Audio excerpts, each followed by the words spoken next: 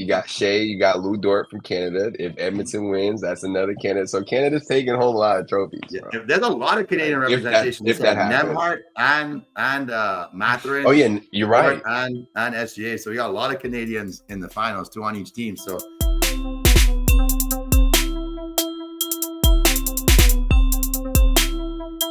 what's good, people and all sports fans? We are back with another episode of Cinco Squad. Along my side right here, you guys know me as Grandpa Jay. I got Big Mikey Mike right here from Elmira, New York, always repping for a New York team, and it's the Rangers tonight. Then I got the pride and joy of Snellville, Georgia right here, Idris talking about the Seattle Kraken following one of the goalies out there, but he's repping for the Seattle Supersonics. I see you in that Supersonics green. I'm loving it already. I love big energy. Yeah, bring him back. Let's bring him back. Come on, don't hate on my Supersonics. You know how it is. Good, buddy. Oklahoma City Thunder in the finals, which we will be talking about. We got a great show. Of course, we're always excited to talk about when we are in championship peak time in sports. And as always, we got the Stanley Cup and NBA finals on tap at the same time. But before we get into that, guys, the end has come for what might be one of the greatest shows on TV, not just sports shows, but just greatest entertainment of or shows that entertain us of all time, and that is the NBA on TNT. Very touching to see the final show. Mikey and I kind of sat and watched it together at the end of the Eastern Conference Finals. It's so weird. It's almost like that took the cake over like the Eastern Conference Finals and then what was going on in that game, because everybody's like, it's coming to an end. And very touching that Ernie, of course, made note of, and Charles Barkley as well, as the family that they would be leaving behind, because we know the show is going to continue, but we never realized that for a show to be successful, you build a great team that we never see who's behind the TV screen or behind the camera, so to say. And they really had a great team with them that made this, if not me personally, I think the greatest sports show on TV. But I want to hear what you guys thought about that and your thoughts about the NBA on TNT now going to become the NBA on ESPN. Yeah, it's the blueprint, honestly, for panels, pre, post, or mid-game panels for sports. And it seems like every channel is now trying to, when they have the rights to a particular league or particular series, they're trying to find the formula that TNT was able to perfectly get with Ernie and Kenny and Shaq and Chuck, and just nobody can. And it's going to be, they're going to continue on ESPN, but it's not going to be the same. And I don't know how long Ernie's going to do it, because I know he was very like, I'm not leaving Turner type of thing. And he's not technically leaving Turner. It feels like it seemed, the way they describe it, it's like it's going to be kind of Turner employees being lent to ESPN for this particular show type of thing. Yeah. But, Ernie's like, he's had a long Turner career. He does other stuff. I hope he comes back and does playoff baseball next year, or maybe this upcoming fall. But it is sad to see it end, because it's not going to be the same. ESPN is going to understandably have their fingers all over, what happens and what the show. I don't even think that it's going to be called Inside the NBA anymore. I think ESPN is going to come up with their own name for it. Really? Yeah, I thought it might keep the name. I hope it does, honestly. Damn. But I wouldn't be surprised if bro. That's why I didn't want to say the name at this point, because it makes me sad even saying Inside the NBA, because I don't even think ESPN can take that name, right? Yeah, if Turner has the copyright for it, TNT is definitely like, y'all cool off that. Mm-hmm. Yeah. So it'll be. Yeah, I think it's a hell of a chemistry that we're losing too. Mm-hmm. Yeah, because it's a hell of a chemistry that it's once in a lifetime. Yeah, and it's not going to feel the same for them. So I just hope that, I know they're going to bring their A game as much as they can. It's just, are we going to get a watered down version of Inside the NBA where it's like, we can see what it used to be. Yeah. Like there's hints of what it used to be, but they're just not in it. Their hearts aren't in it because like, it's not. Sometimes how shows change, like all of a sudden when What was the name? Was it First Take when Skip was on with Stephen A? What was the name? Yeah, it was still First Take. But remember when they got like First Lil Take. Wayne to do the music? All of a sudden, it's like, okay, we have a Lil Wayne intro. It's like, all right, I could, I could dig this and stuff like that. It's like, it's that classic sound, like dun dun dun dun dun dun dun dun dun. Like, oh, it's inside the NBA. When the music changes, it's like, I don't know what classic. Right? It's like there's so many things that you attach yourself to. You have this nostalgia of what you want it to be like. So, at first, us old head stubborn fans are going to be like, I don't want to watch this all that. I don't want to watch 2 weeks later, we'd be like, I love this. Right? Yeah, because it's still them. Yeah. It's still their chemistry, which is good. Do you guys have a moment you remember from inside the NBA, or like a favorite moment, or who you thought was the best? Who was the best tandem that really had you going when the two of them would go at each other? Oh, I mean, it's by far Shaq and Chuck. Yeah, Shaq and Chuck are the best. Yeah, Shaq and Chuck. The sprints with the jet, I would say the sprints to the screen for sure. It's a couple of those. Like I can't remember how long ago it was, but he fell, he tripped. I think it was him and Shaq. I'm pretty sure it was him and Shaq, and Kenny fell. He's like, that doesn't count. That doesn't count. Kenny tripped on the steps. Shaq tripped on the wires. I think Chuck busted his ass one time. That's why Ernie never got out of his seat. Yeah. Exactly. Ernie just stayed put. I mean, Shaq. I remember Shaq falling into the Christmas tree. That was pretty funny. He got up because he pushed him. I think he pushed him. Yeah. Yeah. Also, like, I was a big fan of who he played for, because Ernie did that on purpose, because he knew Chuck didn't remember who the journeyman role players were playing for, especially when they would drop in somebody that like was playing in China now. And Shaq, I can't remember what player it was, but like Shaq knew because they told him. They told him who these guys were playing for if he didn't already know. And so they mentioned some player's name. It might have been Jimmer Fredette, actually, now that I'm thinking about it. But Chuck's like, I don't know. And you hear just Shaq off camera, the Guangdong Tigers, ni hao, ni hao. And so that and him falling into the tree stick in my head. Yeah, honestly, so it just came back to me too. I want to say it was an episode when Shaq ate the hot chip. That was a good one for me. Oh, yeah, that was a good one. Yeah, he tried to it was just his whole facial expression. Shaq's a character, but I would say the relationship between Shaq and Chuck, and really how, obviously it can get serious, and obviously they have the fun in games, right?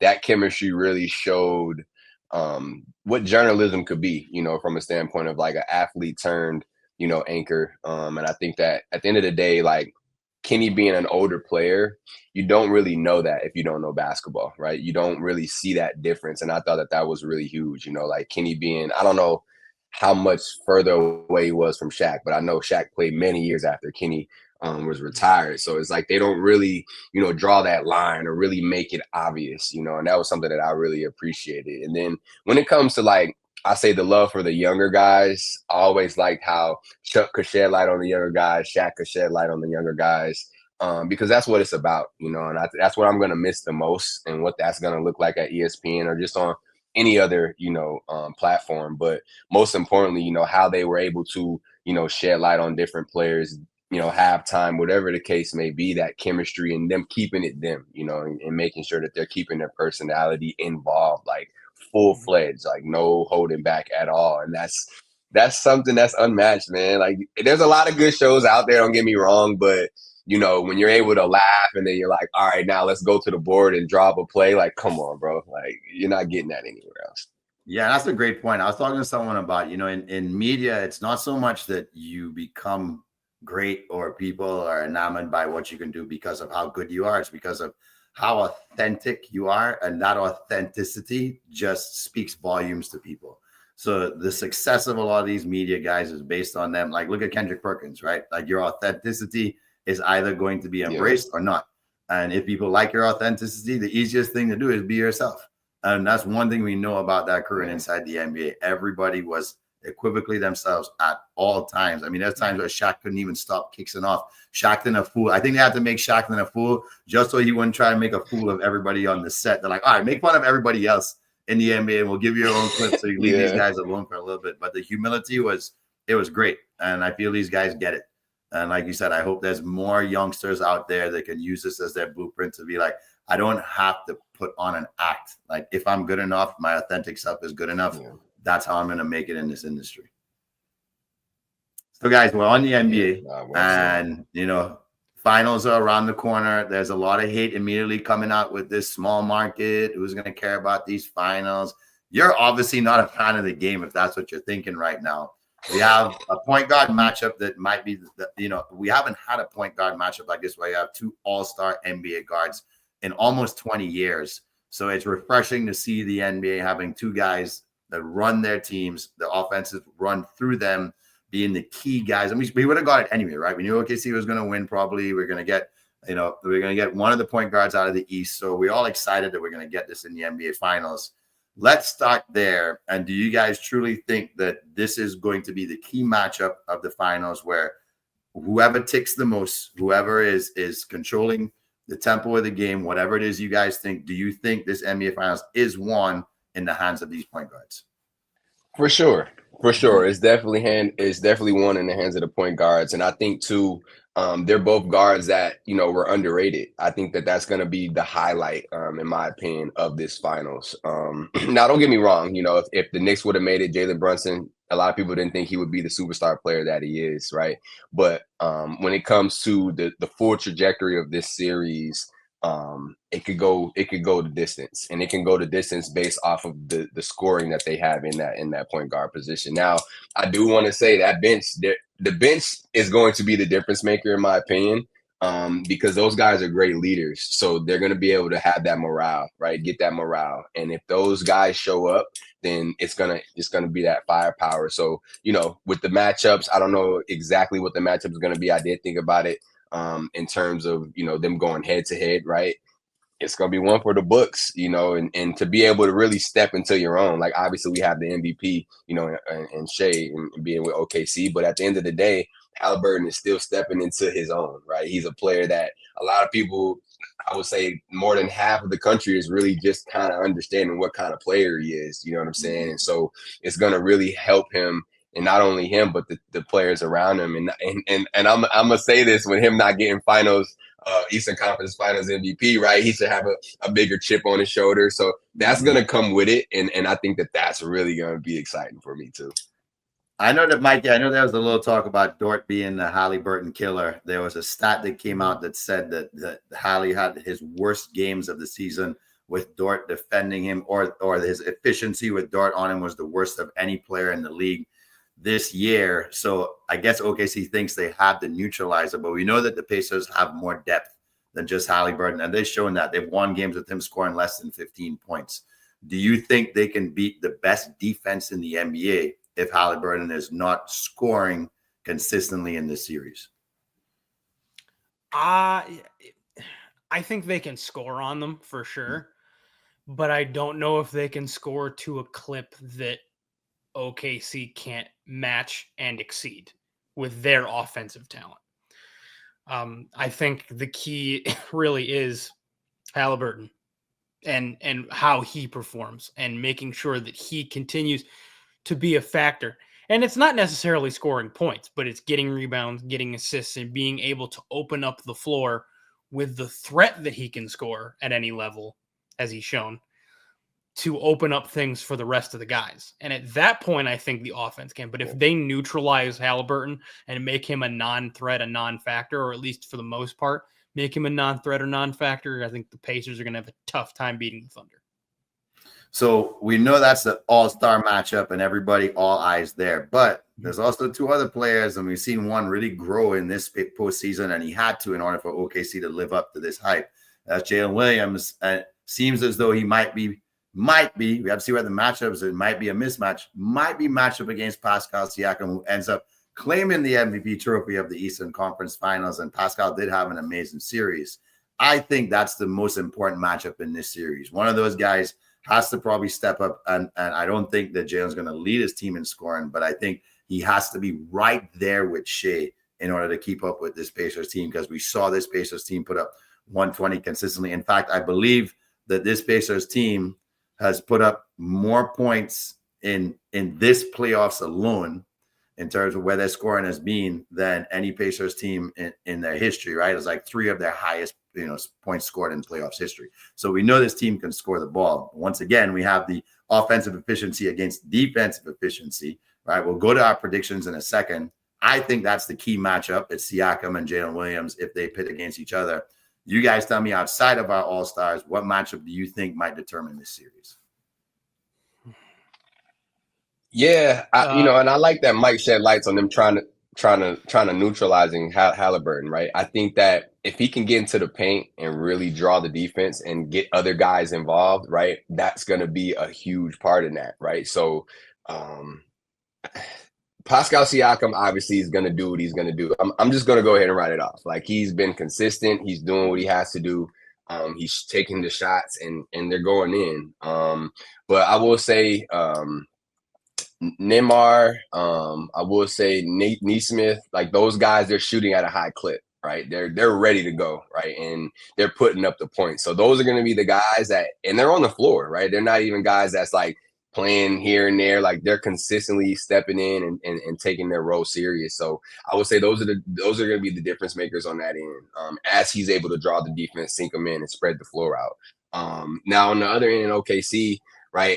I love this team. Like, they're young, they're energetic, they play both ends, they play together, right? Both teams do, but I will say it's pretty entertaining on that end for me. Lou Dort, like, if he shoots the ball at a high clip, they're going to be really hard to beat. And I will say, Jalen, like you say, Jamie, Jalen Williams, he needs to do what he's capable of, right? But you got Lou Dort, you got those guys that are following that up, and it's going to be very key in terms of the energy, right? If they don't score 20 points, right, you're crashing the glass, you're diving on the floor, you're breathing in that energy, and now the arenas are erupting, right? Those are the guys that can do that, right? While Shea and Jalen Williams fill it up on the scoreboard. Mikey? Yeah, I think all of those guys are going to play an important factor. I think one matchup that we need to not lose sight of is Miles Turner and Chet Holmgren.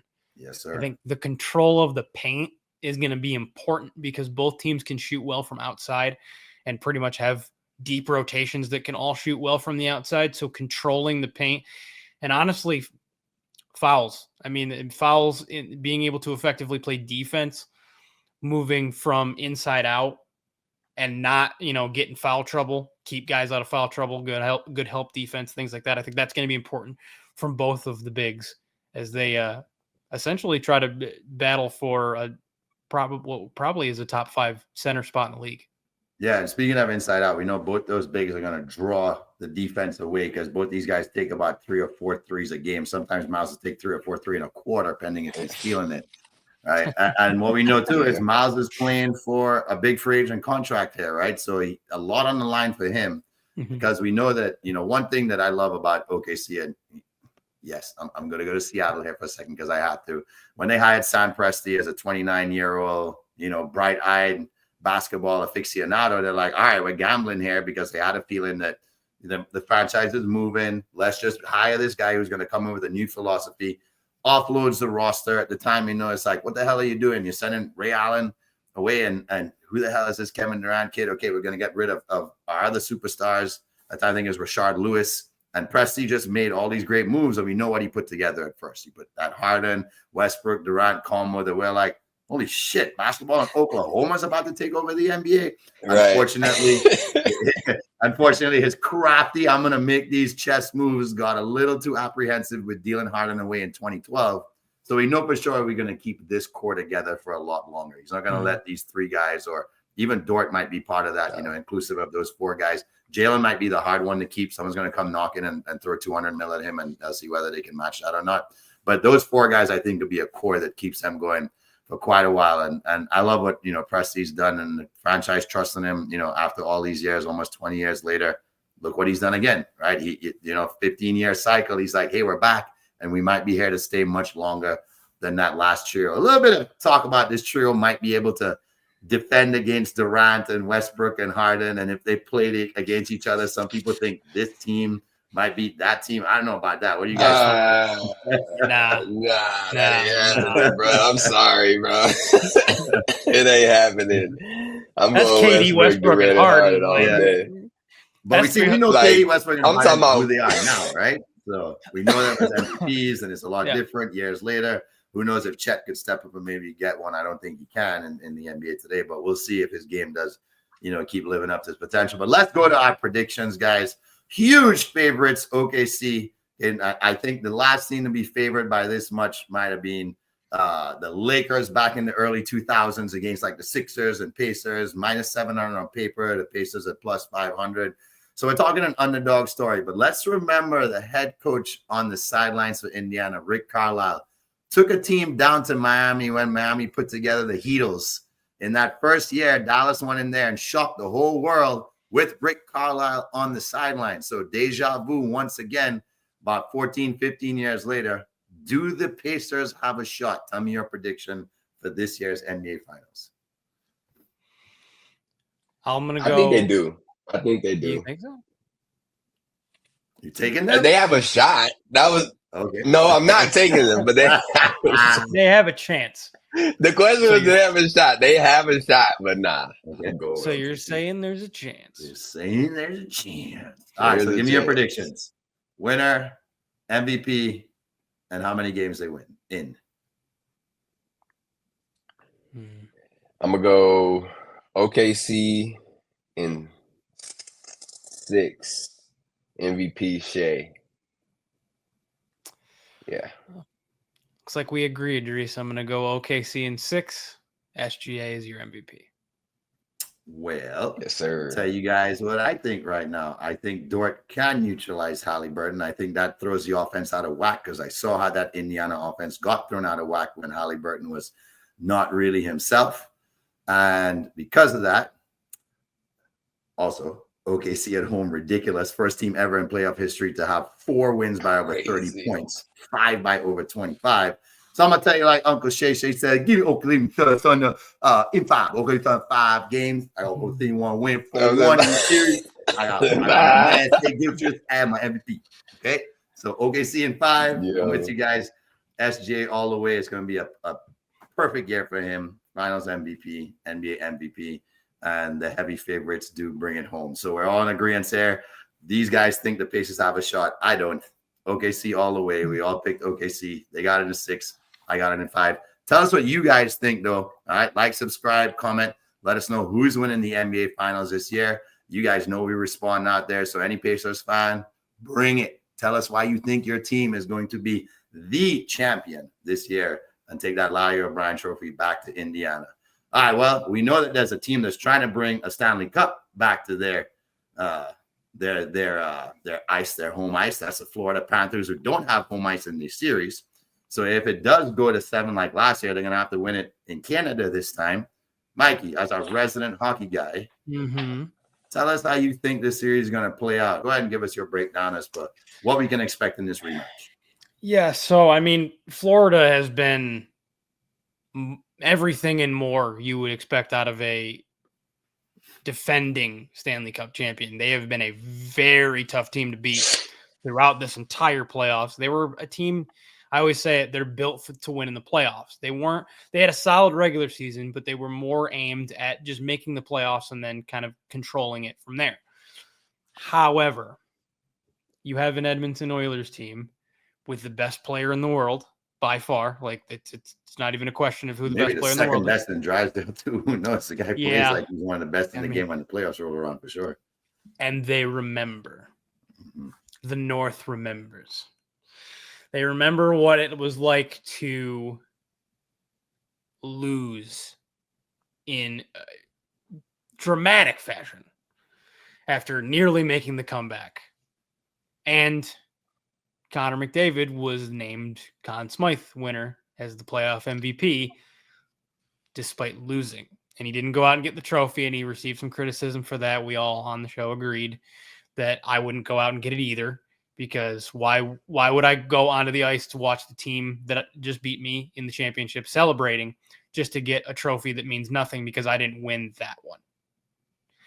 So I think you're going to get an Edmonton team that earlier in the series than we saw last year is going to scratch and claw and fight their way to at least competitive games, if not competitive wins. So we're definitely not seeing any team go down 3-0 is what you're saying this time around.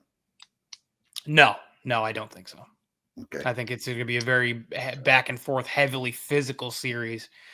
And I think if you look back now in hindsight at what Edmonton did in the offseason and at the trade deadline this year, they built themselves up for this particular series. I think they expected probably to meet Florida back in the finals because they went and got physical big players that could match up with the physicality of Florida.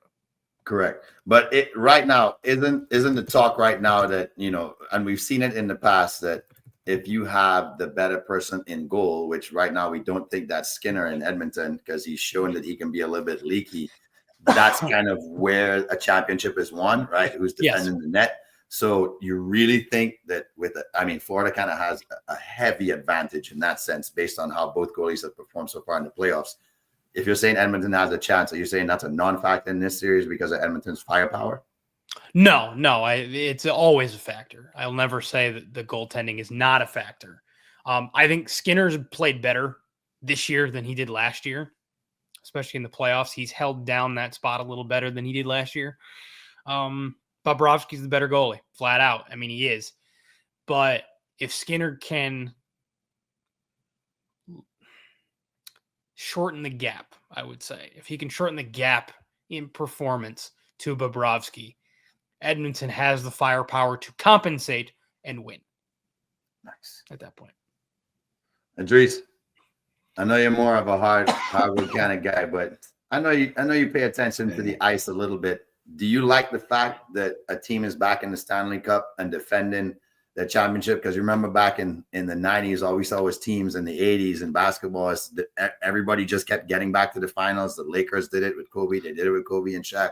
Do you like in sports that teams dominate and have a chance to win back-to-back? Is that something you enjoy seeing? I love dynasties, bro. Now, I'm not a bandwagon fan. I've never been that, never done it, but I'm a dynasty supporter, right? I support dynasties. And, if you can go back to back, that's something I want to see, right? So I would love to see Florida finish the job. Obviously, when it comes to, the ins and outs of the pieces, I'm happy Mike said that because he said that Edmonton went out and got players, right? When you hear that a team that has lost or been there before go out and get players and re-up, then like, okay, this is going to be a bloodbath, right? That's that entertainment that any sports lover wants to see. So for sure, I want to see a dynasty, take the reins, but at the same time, I do want to see a great series. I think we will have a great series as well. I think so far I watched a little bit of game one before we came to our Cinco Squad pod right here, and highly entertaining through the second. 3-2, both teams definitely looking like they're skating all over the place right now. And I think these teams are excited, and that's what I love. Not the fan bases are definitely excited, but the teams are excited to go at each other again. And we saw that remember Jordan's last run. I mean, we knew how much the Jazz and Bulls hated each other. Like it became where like, okay, these teams definitely don't like each other one bit. I'm surprised we didn't see more fighting on the court between Rodman and some of the big men. Well, Utah had soft big men, right? They had like Eric Montross and like, guys out there that didn't really have that. Hey. What? No, we don't. Carl Malone had that dog in him. So not Carl. We will accept no Eric Montross slander here. I know. Great, one of the early great white hopes of the University of North Carolina. A big old body. That's all those guys were good for back in the day. Luke Longley versus Eric Montross. What a matchup! Whoa, that's one for the ages. Let's make sure we keep eyes on that. But yeah, I think this Florida team is going to be hard to stop, especially when crunch time comes in.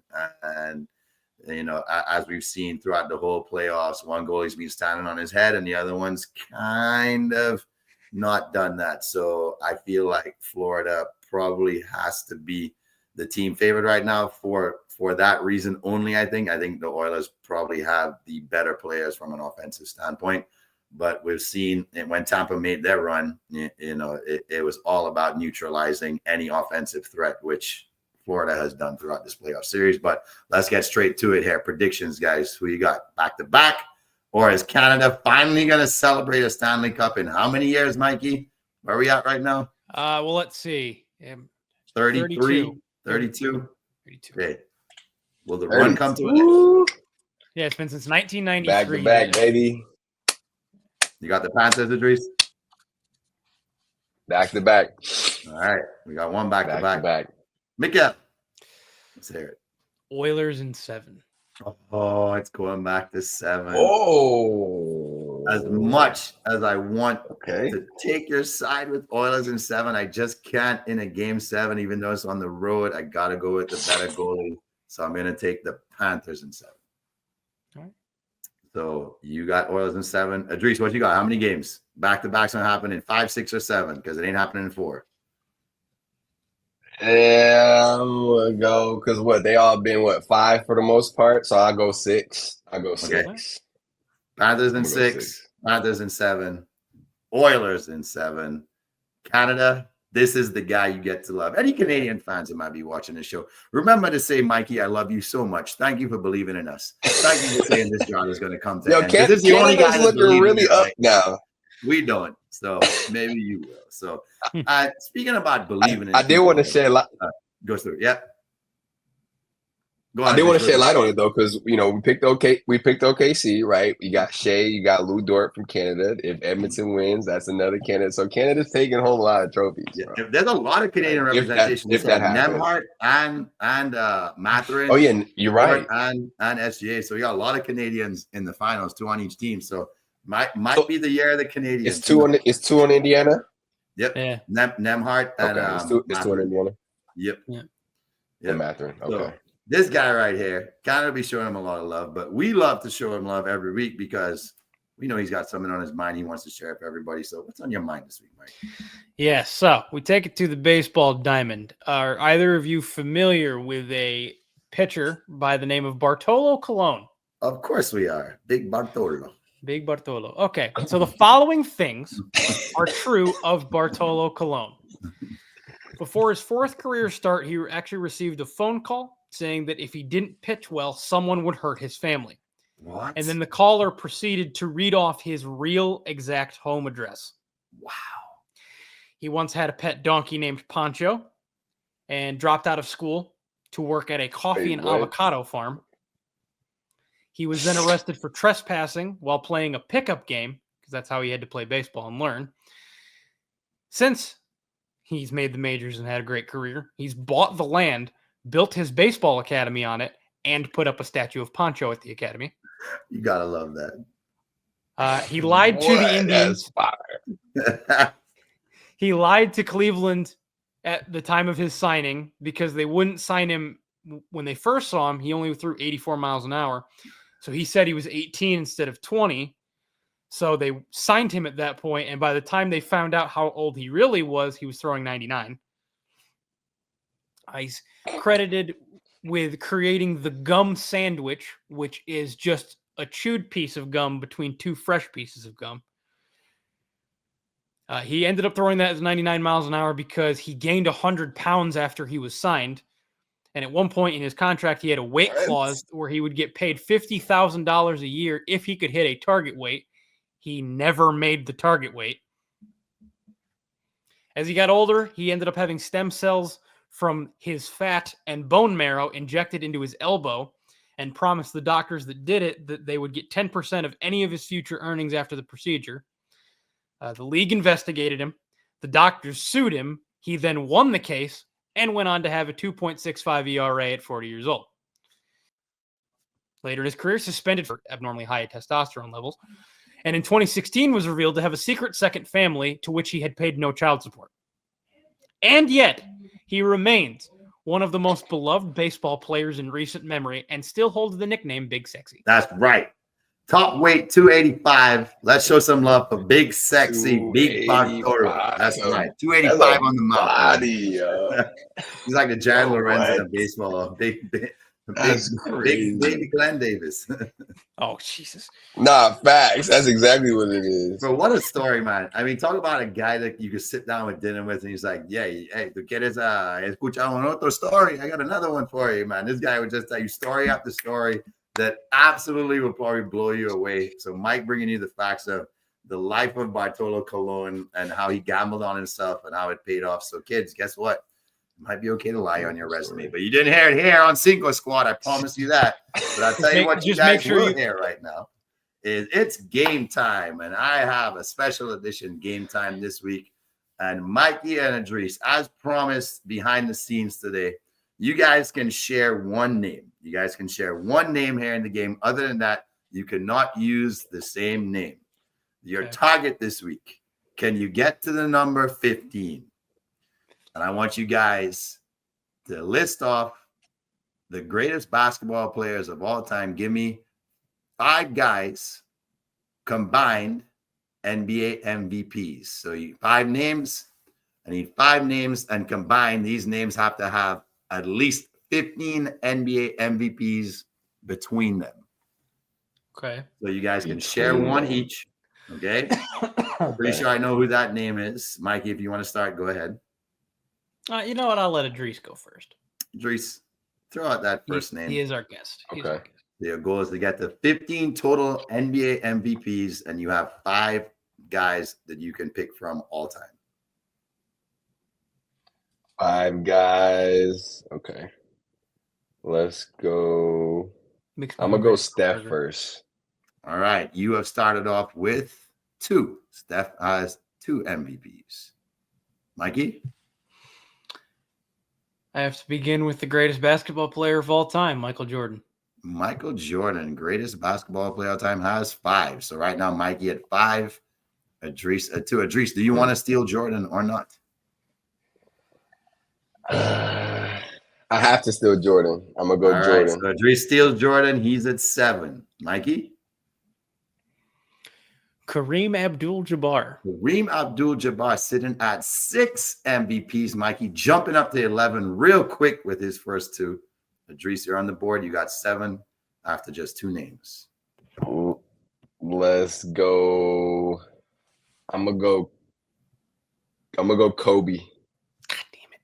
He's going with Kobe, and I believe Kobe only won 2. So let's add 2 to your total.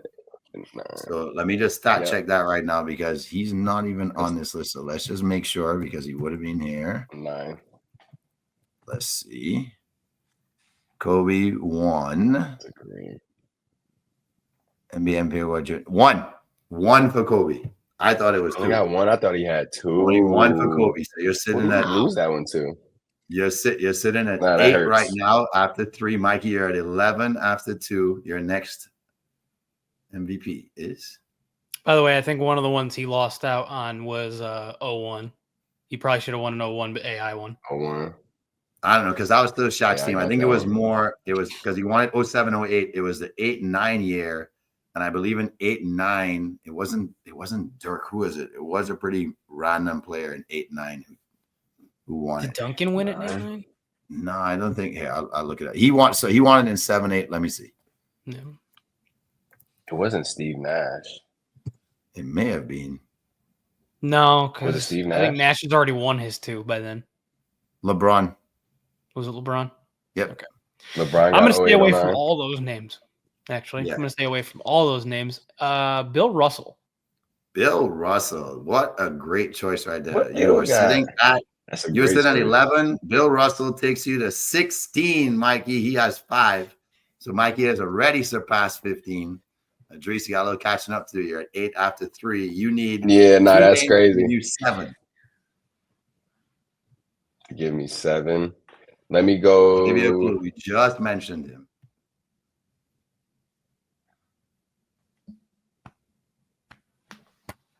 Nah. Let me go LeBron. I'm not a LeBron fan, but let me go LeBron. 4 MVPs for LeBron. So that jumps you all the way up to 12. So your last name, you need one with at least 3. Mikey, let's see how far over you can get 15. So you're 1 over so far. Okay. And I got 2 names left, right? Mm-hmm. Okay, because I'm pocketing a name for my last one.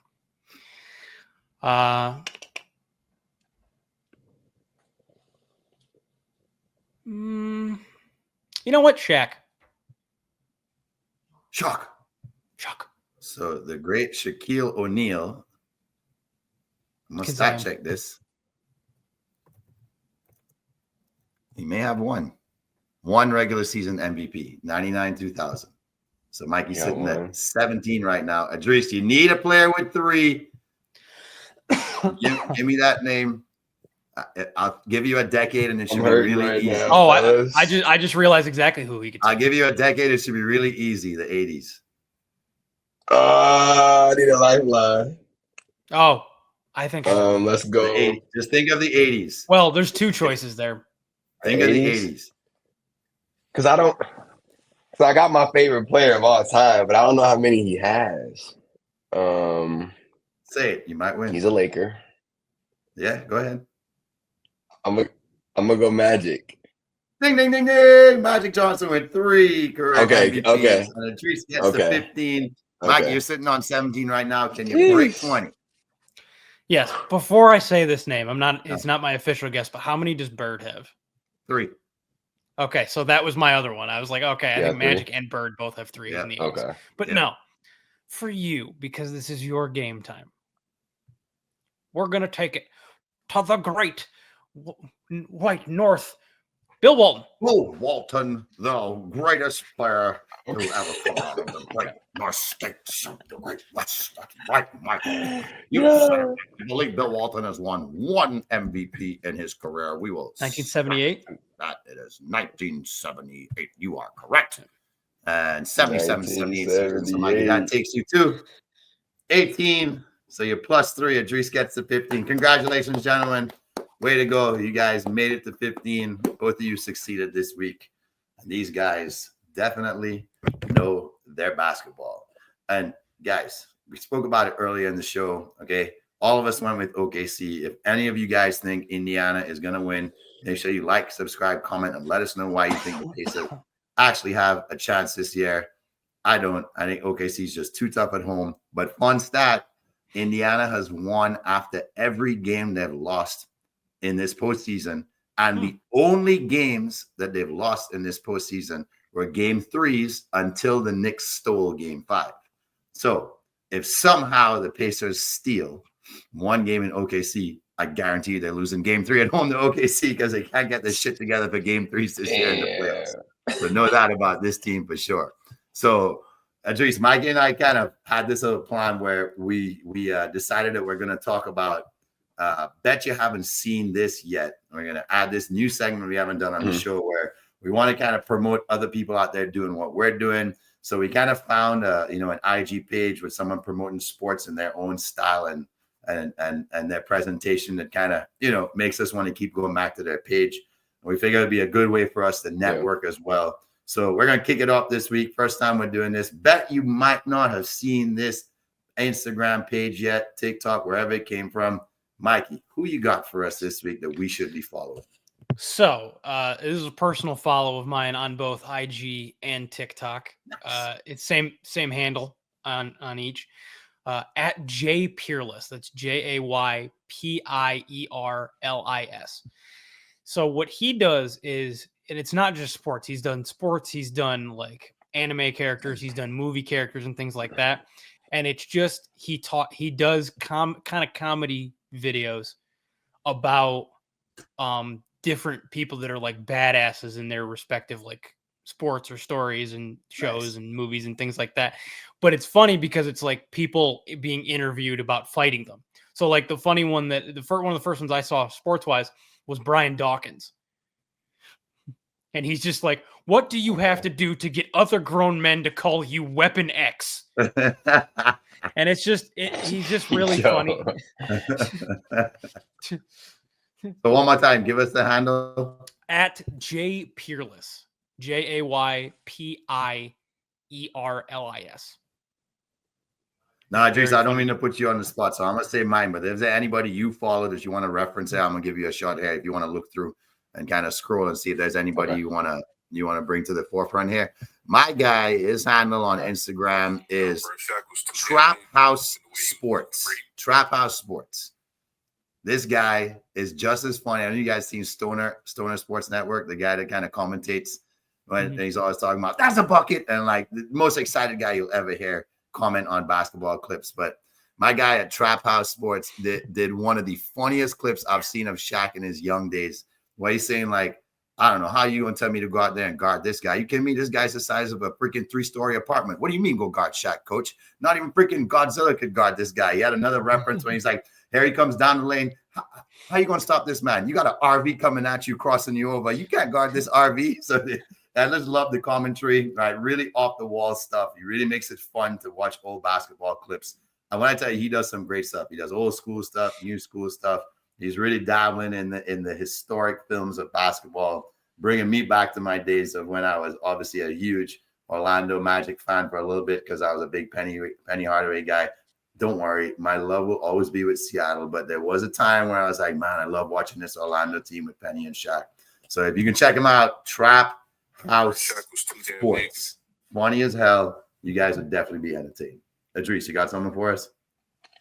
Yeah, so it's a Instagram that I follow called The Sizzle. A close friend of mine, Keenan and Nick, started it.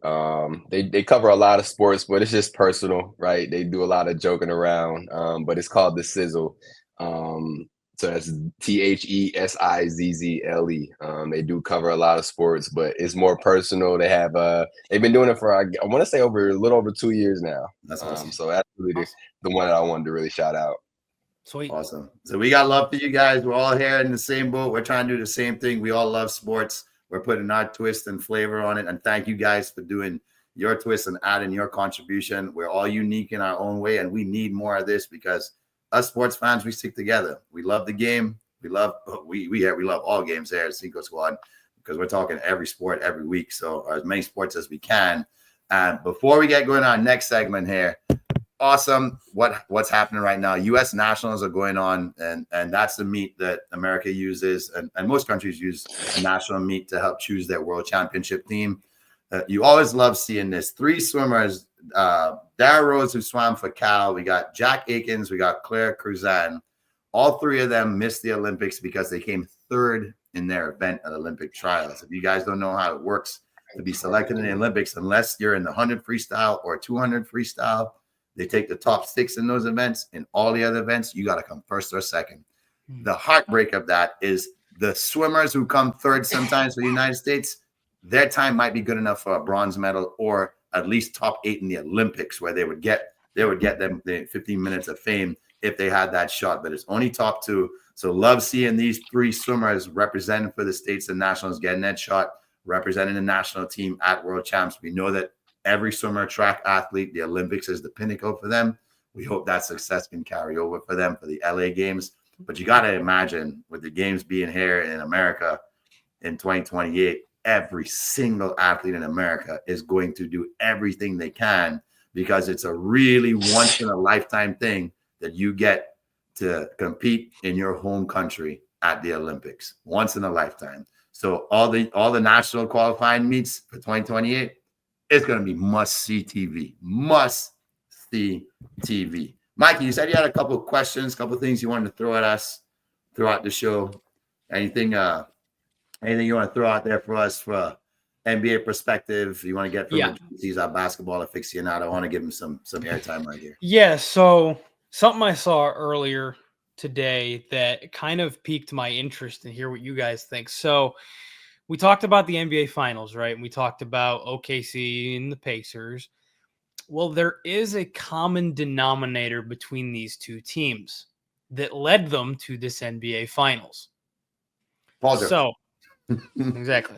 Paul George. So, the question is, which Paul George trade has impacted their team the most as far as getting to this finals? I will detail what has come about from those trades. Mm-hmm. So the Pacers trade Paul George to OKC, right? Mm-hmm. They get back Victor Oladipo and Domantas Sabonis. OKC flips Paul George to the Clippers. They get a package that includes Shea and picks. Meanwhile, the Pacers flip Sabonis along with a few other pieces to the Kings for Haliburton and a pick. Amongst all of these, the Pacers end up getting not only Haliburton, but also Nembhard out of this deal. Mm-hmm. And the Thunder get SGA and I believe Chet. Chet is one of those first round picks. Mm-hmm. Thank you, Paul George, who is the only player not playing in the NBA Finals this year. Oh my God, he's at home. Oh my God, it's gonna be driving him nuts. Oh shoot! I feel like what's even more crazy is to think about Sabonis hopping from OKC and then going to Sacramento. Nobody remembers Haliburton playing for Sacramento. Nobody remembers that the Kings drafted him. I was a huge SGA fan. Of course, I'm a Kentucky guy.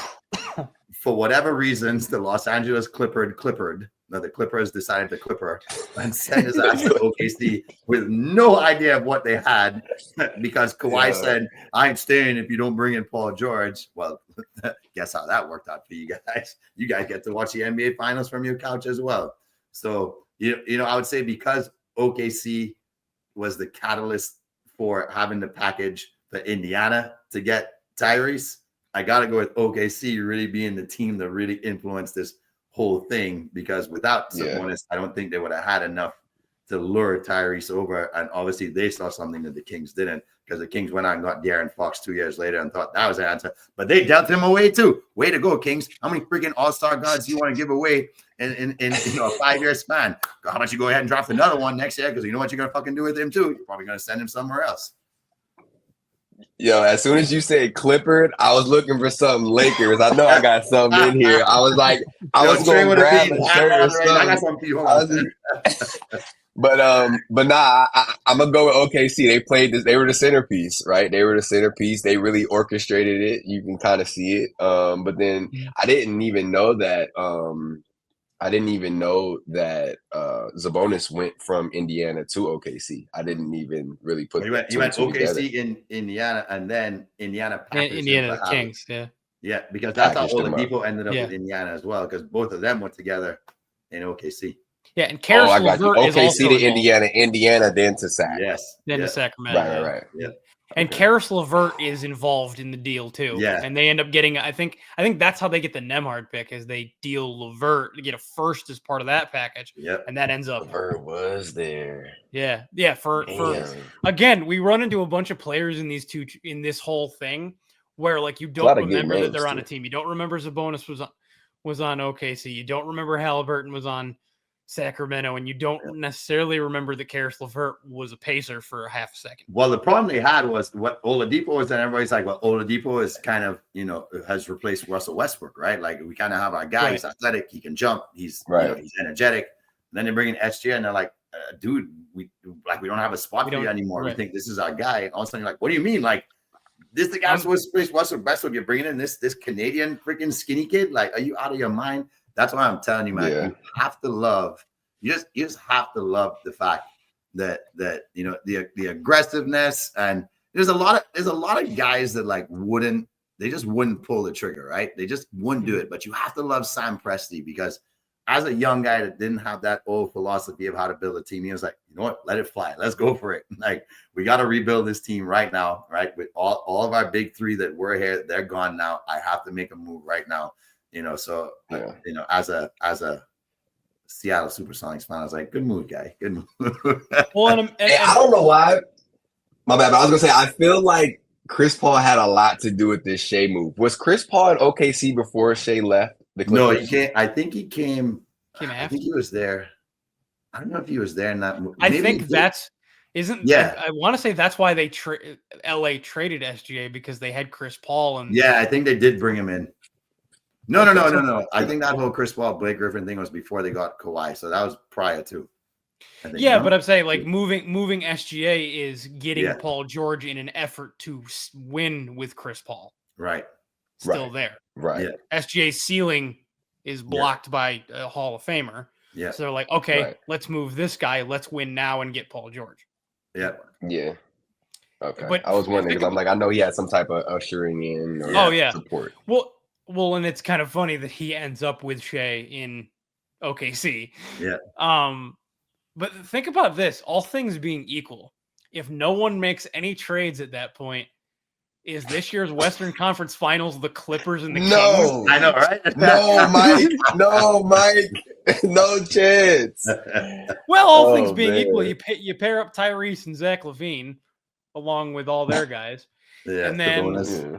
and then you've Would have got never you've been got there. SGA, Kawhi, and Harden in LA. Yeah. No, That's it it. still wouldn't be. The world will never know, but I guarantee you the world will know this. World will know who won Stump the Squad this week is going to be me. So, hey, everyone, it's time for our favorite segment of the show. It's time for us to play Stump the Squad. Let's get it this week. You guys know how we get down with all about sports trivia here to end the show. It's our favorite time. And if you guys have reached this point in the show, thank you for listening. Go ahead, like, subscribe, comment, and play along with us. And let us know if you beat out the squad this week with our special guest, Mr. Idris. So I'm going to take it straight to the game right now. +2 if you get it right, -2 if you get it wrong. I got to cool Mikey off, so we love starting him off at 0. What you got for us this week, Mikey? All right. So we take it to the ice. Simple question. How many names are currently on the Stanley Cup? So for those that don't know, bro. Oh my God. Every time for those that don't know, for every time a team wins, they get names engraved on the cup. So how many, and the rings get replaced as like older teams are far enough away, they replace the ring. So how many names are currently on the cup? Is it A, 2,597, B, 2,603, C, 2,612, or D, 2,701? I thought it would definitely be closer to 3,500 doing the math, but I guess my math is a little. What was B? I'm sorry. What was B? B was 2,603. So they all start with 2, 597, 603, 612, 701.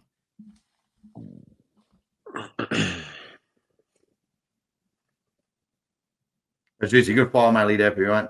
Mikey loves to choose D sometimes, and 7 is his number, and I think he's trying to mess with me this week. So give me 2 7. Okay. Okay. Little in and out. Let me go. I'm gonna go. I'm not gonna go 701. For some reason, I'm stuck between 603 and 612 because they're so close, and I feel like he's on to something.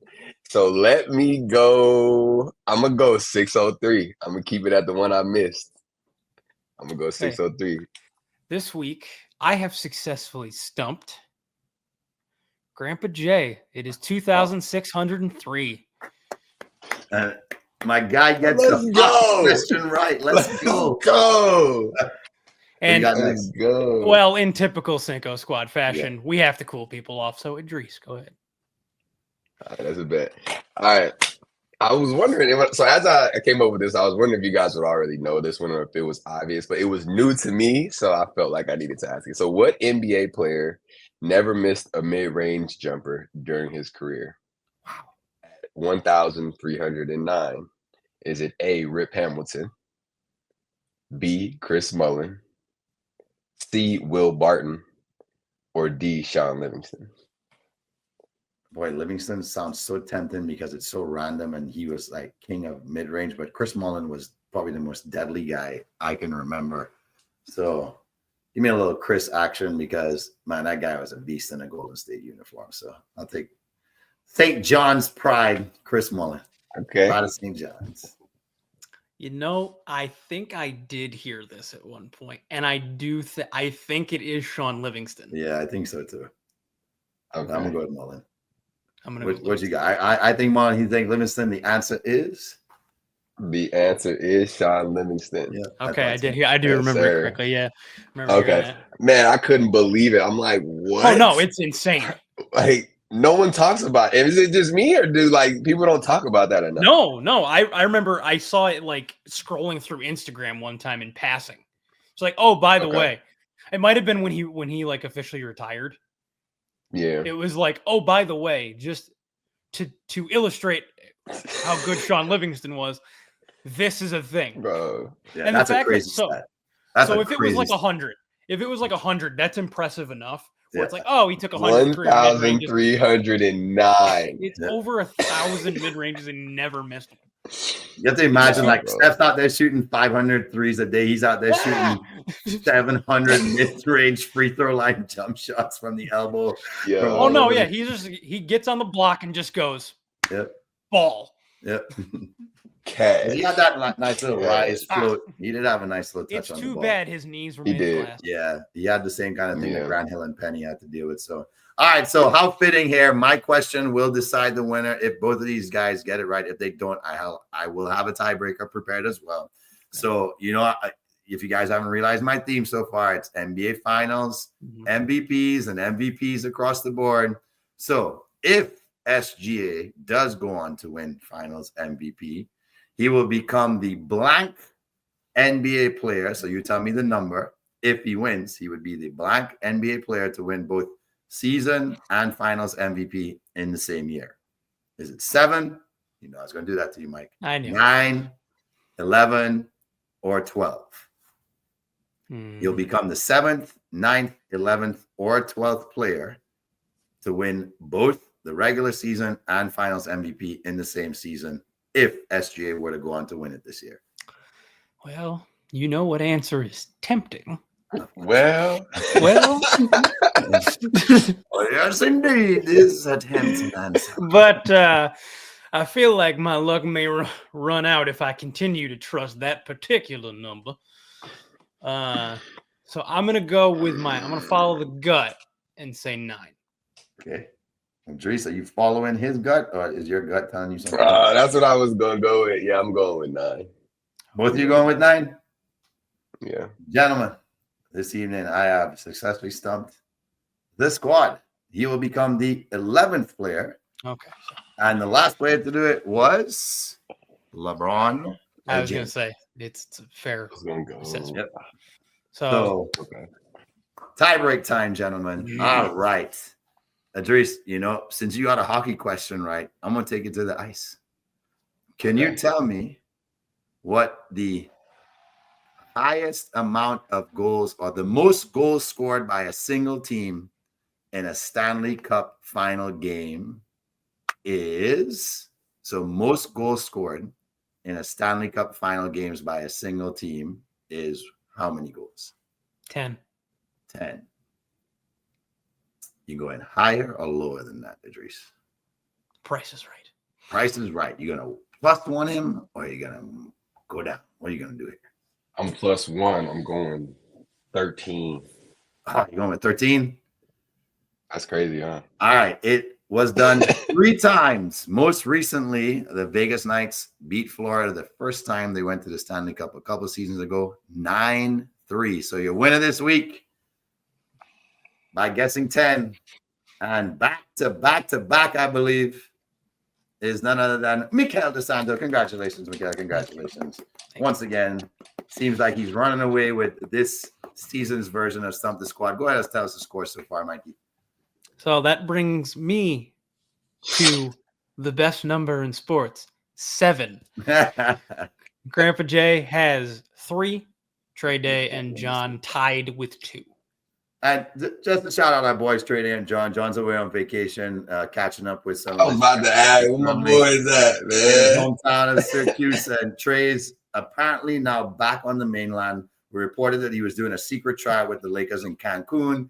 That moved to a secret tryout with the new MLS team in San Diego. Now word is that he's moved on to Seattle to try out for the Thunderbolts. He just won't stop. So he can play any sport. You guys didn't realize how much an amazing athlete this guy was. Yeah. He went from basketball to soccer. Now he's on to hockey. You guys didn't know we had the secret weapon on our show. If you thought Bo Jackson was a real deal, you guys don't know Trey yet. And word is that John is not only up in Syracuse visiting with family, but he may be scouting potential Syracuse University prospects for his Philadelphia Eagles, a la Kyle McCord. Gentlemen, our time has come to an end this evening. What an awesome show. Thank you guys for your energy. Idris, as always, love having you on as a guest host. Hope we could do this a lot sooner than later. I know you're looking forward to the NBA Finals, and, just pop in with us. All right. If there's anything that you want to throw out there for us to tell us, like, hey, man, I want to hop on next week. If you just want to do 5, 10, 15, just talk about what you see in the NBA Finals, we'd love to have you on again. So just let us know what next week looks like for you. We could always, always do it, on a non-show day as well. You just let us know your time. Yes. Love having you on. Thanks for being here. Likewise. Miguel, I'm going to get you next week, man. I'm tired of losing to you right now in the stump. All I'm going to be doing is I'm going to be studying like crazy over the weekend to try and stump this guy next week. 7-3-2. Oh, man. I wrote it down. 7-3-2. I wrote it down, bro. Freak will begin next week, but you guys need to tune in for that. Boys, girls, ghouls, and goblins, thank you guys for tuning in this week. We are Cinco Squad. You can find us on Instagram, YouTube, TikTok. We reply, we talk back. So go ahead and talk smack. We'll put it right back at you. And hey, guys, it's finals time. It's championship season. Let's go. Hey, there's a crazy Caitlin Clark stat that I'm going to bring to you guys next week. If you think, it's on Mike's mind, it's going to blow your mind away. Grandpa Jay might have something on his mind next week, but you got to tune in to see if you can find out this crazy Caitlin Clark stat that I found out this week. But hey, you got to be with us next week if you're going to find out what's going down. Hey, Cinco Squad, we out.